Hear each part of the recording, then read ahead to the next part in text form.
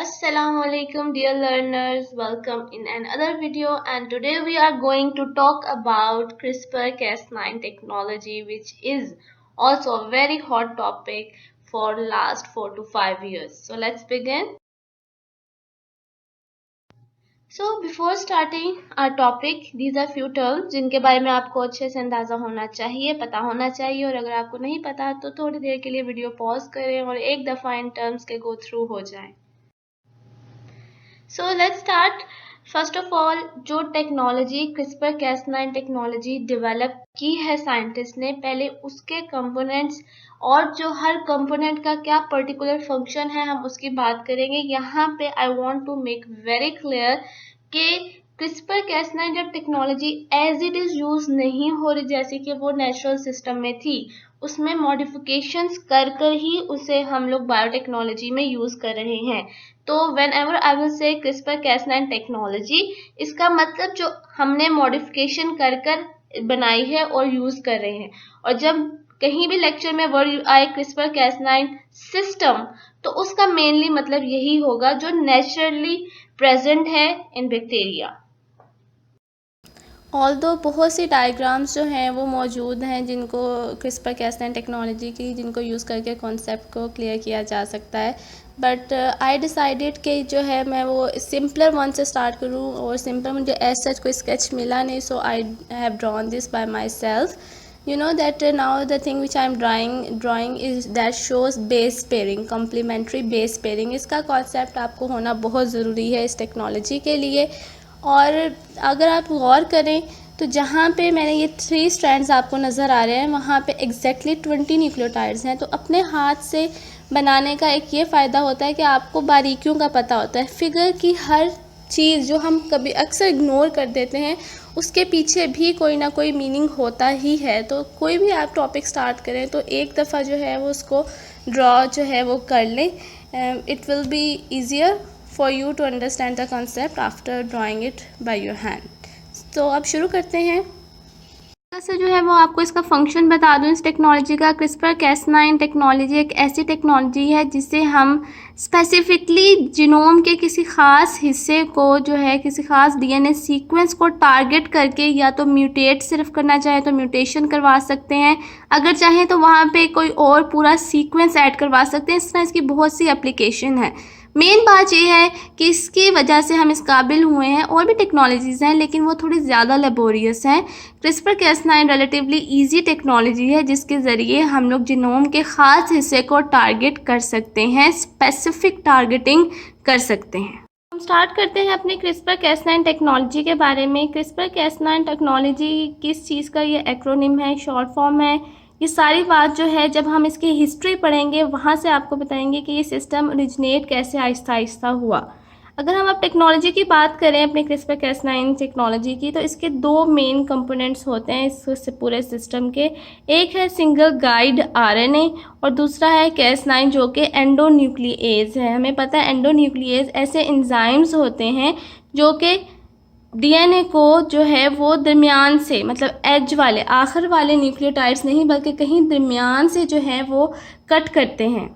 तो पहले हम देखते हैं कि सिंगल गाइड RNA क्या है। आपको इस फिगर में ये जो ब्लू लाइन नज़र आ रही है, ये सारा जो स्ट्रैंड है RNA का, this is known as single guide RNA। आप इसको 3 हिस्सों में डिवाइड कर सकते हैं। जो ये वाला हिस्सा है ये कहलाता है ट्रांस एक्टिवेटिंग RNA, ठीक है, ट्रांस एक्टिवेटिंग CRISPR RNA। ये शॉर्ट फॉर्म में इसको ट्रेसर RNA भी पढ़ा जाता है। तकरीबन ये आप कल समझ लें यहाँ से ये सारा ये वाला जो पार्ट है ये खुद हम लोगों ने जो इंजीनियर करके ऐड किया होता है, ये क्या होता है, लिंकर लूप। उसके बाद ये वाला जो हिस्सा है ये है CRISPR RNA, ठीक है। CRISPR RNA से क्या मुराद है, जब हम इसको जीनोमिक लेवल पे बात करेंगे अगली स्लाइड्स में तो वहाँ पे आपको क्लियर हो जाएगा।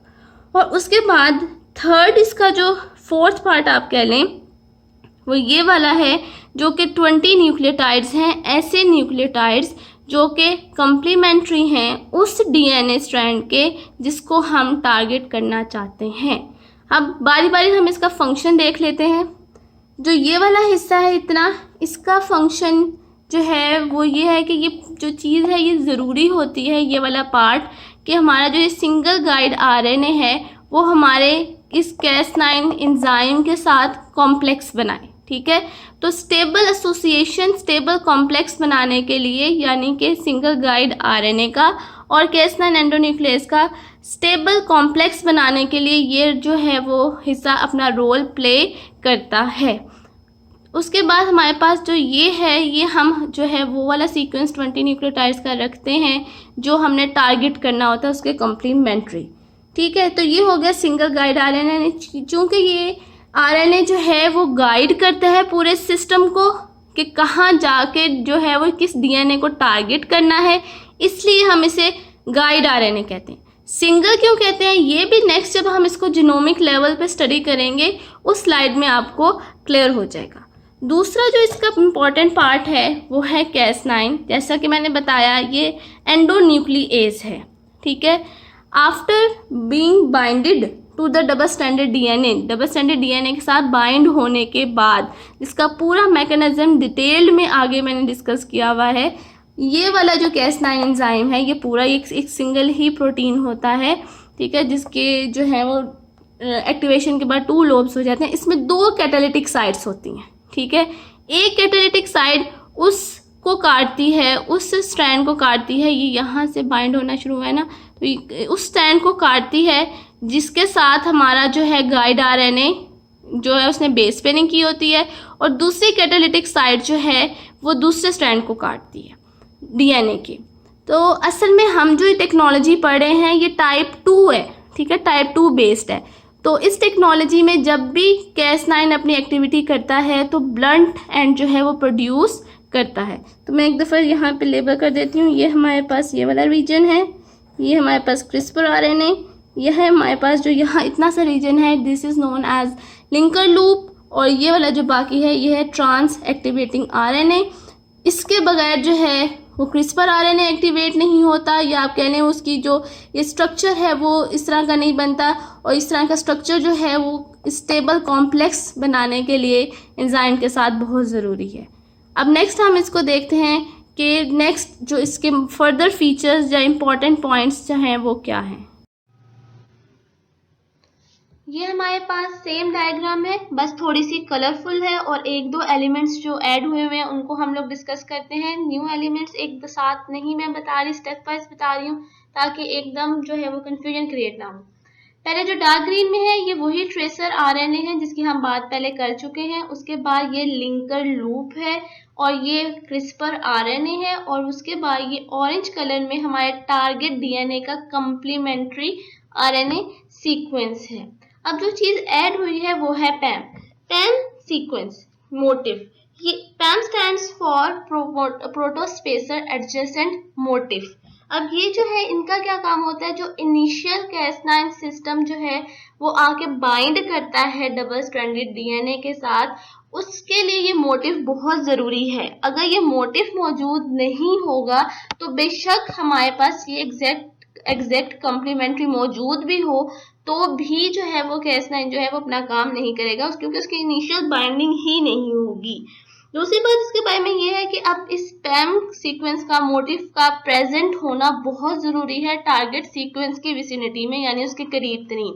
तो इस तरह एक किस्म की हमारी जो टारगेट सिलेक्शन है वो भी लिमिट हो जाती है कि हमने वो वाले टारगेट सिलेक्ट करना है जिसके इर्द गिर्द जो है वो पैम सीक्वेंस मौजूद हो। ये 2 से 6 बेस पेयर का होता है, और थ्रू आउट द प्रोसेस आप इस फिगर में भी देख सकते हैं ये इसी पेयर्ड फॉर्म में ही रहता है, और जो लूप है वो इसके अपस्ट्रीम बनना स्टार्ट होती है। दूसरी बात ये है कि आपको ये 2 कट्स दिखाए गए हैं, यानी डबल स्ट्रैंडेड जो है डबल स्ट्रैंड ब्रेक प्रोड्यूस हुआ है, ये Cas9 ने बाइंड होने के बाद किया है, और जो Cas9 टाइप 2 है ये ब्लंट एंड प्रोड्यूस करता है। अब हम बात करते हैं जो नेचुरली हमारे पास क्रिस्पर Cas9 सिस्टम जो है प्रेजेंट है बैक्टीरिया में, उसकी जीनोमिक लोकस की तरफ। तो उसमें सबसे पहले क्रिस्पर की जो फुल फॉर्म है ये है clustered regularly interspaced palindromic sequences. देखें ये क्लस्टर की फॉर्म में है, ये रेस्ट केस की बात कर रही हूँ। ठीक है, रेगुलरली इंटरस्पेस्ड है, इनके दरमियान इंटरस्पेसेस हैं, और ये पैलिंड्रोमिक रिपीट्स हैं। ठीक है, इस तरह क्रिस्पर्स का नाम है। और ये दरमियान में स्पेसर सीक्वेंसेस हैं, ये कोई भी बैक्टीरिया ने अपनी पिछली जो उसकी लाइफ है या उसकी पिछली जो जनरेशन है उसमें उस पर कोई भी वायरल अटैक हुआ हो या कोई फॉरेन प्लाज्मिड ने इन्वेड किया हो तो उसका पार्ट जो है वो उस तरह उसके जीनोम का हिस्सा बन जाता है। तो ये हमारे पास स्पेसर सीक्वेंसेस वही हैं। ये एक किस्म का इम्यून सिस्टम है, एक किस्म की मेमोरी है, जिससे हमारे अंदर जो है वो एंटीबॉडीज बन जाती हैं। इस तरह ये जो है बैक्टीरिया के अंदर एक मेमोरी रहती है कि इस तरह के सीक्वेंस का मिलता जुलता जो भी आएगा वो आपका अपना नहीं, अपने सेल का नहीं है और आपने किसी तरह भी उसको किल करना है। तो ये जो रीजन है ये कहलाता है क्रिस्पर रिपीट स्पेसर एरे है और इसी की बेस पे जो है वो क्रिस्पर कैस9 सिस्टम का नाम है। कैस स्टैंड्स फॉर क्रिस्पर एसोसिएटेड, ठीक है। और इसमें ये वाला जो प्रोटीन है, ये वाला प्रोटीन एंडोन्यूक्लियेज है जो कि इस सिस्टम में वर्क करता है। थर्ड इसका जो कंपोनेंट था वो था ट्रेसर आरएनए, जो कि यूं अलग से मौजूद होता है और आप देख सकते हैं कि इनके प्रोमोटर यानी ट्रांसक्रिप्शन की जो डायरेक्शन है वो भी दूसरों से ऑपोजिट है। तो क्रिस्पर का आपको पता चल गया कि इस बेस की वजह से नो डाउट इसका अब कोई रिलेशन नहीं है टेक्नोलॉजी के साथ, लेकिन चूंकि ये सारा जो सीक्वेंस हम लोग आरएनए का लेते हैं, ये जो हिस्ट्री है वो यहाँ से स्टार्ट हुई थी और यही नेम इसका फेमस हो गया, सिर्फ इस वजह से इसको क्रिस्पर नेम दिया गया है। एंडोन्यूक्लियस का मैंने आपको बता दिया कैस9 इसलिए है क्योंकि ये इट इज फुल फॉर्म, ये short form of the CRISPR associated and this is for tracer RNA trans activating CRISPR RNA, ठीक है, क्योंकि ये ट्रांस एक्टिवेशन करता है CRISPR RNA की, इसकी मौजूदगी जरूरी है CRISPR RNA की एक्टिवेशन के लिए। अब जो आपने पिछले जीनोमिक लोकस में जो देखा था, जो क्लस्टर्ड रीजन था, क्लस्टर और स्पेसर एरे जो था वो ये वाला सिर्फ जिसमें मेरा पॉइंटर जो है मूव कर रहा है वो ये वाला रीजन है, ठीक है। ये ट्रांसक्रिप्शन के बाद हमारे पास प्रीकर्सर क्रिस्पर आरएनए जो आप है वो उसको कह लें, ठीक है। उसके बाद ये वाले जो हैं यूनिट्स, ये ट्रेसर आरएनए है जिसका हमारे पास अलग से जीन था, और ये कैस9 जो है इसका हमारे पास कैस लोकस में जीन था जो कि वहां से ट्रांसक्राइब हुआ और ट्रांसलेट हुआ। अब होता क्या है कि जो ये ट्रेसर आरएनए है ये आके इसके साथ बाइंड करता है क्रिस्पर आरएनए के साथ, और एट द सेम टाइम ही कैस9 भी बाइंड कर जाती है, और RNA3 जो है वो इस की मैच्योरेशन करते हैं, क्योंकि अब ये देख सकते हैं आप लोग 3 सब यूनिट्स, ये एक सब यूनिट इधर तक, ये दूसरा और फिर यहाँ से तीसरा, ये 3 सब यूनिट्स हैं, ठीक है। तो इनको अलग अलग जो है वो RNA3 जो है वो अपनी एक्टिविटी से करेगा। अब जो इस सिस्टम में जो नेचुरल सिस्टम है उसमें आप देख सकते हैं RNA, अगर मैं चले इसकी एग्जांपल लूँ, ये 1 कंपोनेंट इसका, ये 2 और ये कैस9, ठीक है। इसमें आप देख सकते हैं कि RNA डुप्लेक्स है, जबकि हमने जो टेक्नोलॉजी अब इसको मॉडिफाइड टेक्नोलॉजी में किया है वो हमने इसको यहाँ से लिंकर के जरिए अपने इसके साथ क्रिस्पर सीक्वेंस के साथ ज्वाइन कर दिया है, और ये जो स्पेसर नेचुरली प्रेजेंट होता था यहाँ हम अपना जो है टारगेट डीएनए का कंप्लीमेंट्री सीक्वेंस जो है 20 न्यूक्लियोटाइड लॉन्ग डाल देते हैं। तो अब चूंकि हमने इसको एक ही बना दिया है ज्वाइन करके ऐसे, तो इसलिए हम लोग इसके लिए जो अब टर्म यूज करते हैं अपनी टेक्नोलॉजी में वो है सिंगल गाइड आरएनए।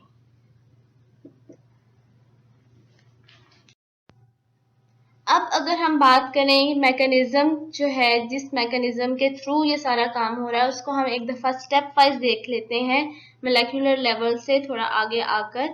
तो फर्स्ट स्टेप होता है कि पैम मैंने आपको बताया जो मोटिफ है प्रोटोस्पेसर एडजेसेंट मोटिफ है, इसकी मदद से हमारा जो कैस9 सिस्टम है यानी कैस9 और साथ उसके जो क्रिस्पर आरएनए वगैरह होते हैं, सिंगल गाइड आरएनए होता है, वो सारी चीज़ें आके जो है वो बाइंड करती हैं डबल स्ट्रैंडेड डीएनए के साथ।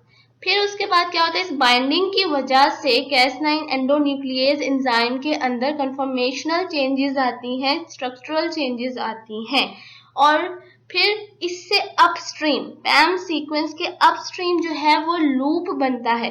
अब देयर आर चांसेस कि ये लूप बनाने में Cas9 का ही किरदार है, यानी वो ही वहां पे डीएनए को अनवाइंड करता है। उसके बाद फिर क्या होता है कि जब थोड़ा अनवाइंड हो जाता है double standard DNA, loop formation वहां हो जाती है, तो जो हमारा आरएनए होता है, जो हमने सिंगल गाइड आरएनए के अंदर जो डाला हुआ होता है टारगेट करने के लिए, वो उस लूप में एंटर होता है। अब अगर जो वहां पे वो कम्प्लीमेंट्री सीक्वेंस मौजूद होगा तो लूप जो है वो स्टेबल हो जाएगा। अगर कम्प्लीमेंट्री सीक्वेंस मौजूद नहीं होगा तो लूप स्टेबल नहीं होगा और जाहिर बात है फिर अगले काम भी नहीं होंगे। फिर अगर लूप स्टेबल हो जाता है फिर Cas9 की कैटालिटिक साइट्स जो हैं वो एक्टिव हो जाती हैं। Cas9 में दो कैटालिटिक साइट्स होती हैं, एक स्ट्रैंड को काटती है और दूसरे स्ट्रैंड को काटती है, उसके बारे में हम पहले बात कर चुके हैं। और फिर इससे क्या होता है, डबल स्ट्रैंड ब्रेक बन जाता है। ठीक है, डबल स्ट्रैंड, ये जो हम बात कर रहे हैं ये हम उस सिस्टम की, उस टेक्नोलॉजी की बात कर रहे हैं जो कि Cas9 टाइप 2 पे बेस करते हैं। तो डबल स्ट्रैंड ब्रेक के बाद जो है ब्लंट एंड प्रोड्यूस हो जाता है, और जब डबल स्ट्रैंडेड ब्रेक आता है तो रिपेयर मैकेनिज्म जो सेल का है वो एक्टिवेट हो जाता है। अब रिपेयर मैकेनिज्म्स जो है वो एक तरह के नहीं है, डिफरेंट किस्म के रिपेयर मैकेनिज्म्स हैं और वो एरर प्रॉन होते हैं, यानी उनमें जो है वो गलती हो सकती है रिपेयरिंग के दौरान। तो उसी रिपेयरिंग के दौरान जो है वो हमारे पास म्यूटेशंस प्रोड्यूस होते हैं और हम कहते हैं कि हमने अपनी टारगेट साइट पर म्यूटेशंस जो हैं वो प्रोड्यूस करवा ली हैं CRISPR-Cas9 सिस्टम को यूज करके। तो जो हमारे पास स्टेप 6 तक है, ये तकरीबन हमारे पास जितनी भी टेक्नोलॉजी है उसमें ये तकरीबन जो है ये कॉमन स्टेप्स होते हैं। उसके बाद के जो स्टेप्स हैं उनमें चेंजेस लाई जाती हैं कि हमने सिंगल स्ट्रैंडेड जो है वो निकेस के तौर पे काम कर, सिंगल स्ट्रैंड में निक प्रोड्यूस करवानी है या डबल स्ट्रैंड में करवानी है, या हमने सिर्फ म्यूटेशन इंड्यूस करवानी है जिसका मैंने पहले बताया, या फिर जो करेक्ट फॉर्म ऑफ जीन है वो यहाँ पे इंट्रोड्यूस करवानी है। तो वो बाकी के जो स्टेप्स हैं वो उस हिसाब से जो है वो वेरी करते हैं। So this was all about the basic concept of CRISPR-Cas9। ये जिस आर्टिकल से मैंने स्टडी किया है उसका जो रेफरेंस है वो मैं डिस्क्रिप्शन बॉक्स में ऐड कर दूंगी। फिर मिलते हैं और बायोटेक्नोलॉजी के टॉपिक्स के साथ अगली वीडियोस में। Don't forget to subscribe the channel and yes, if this video has proved itself to be helpful, don't forget to like it. Allah Hafiz.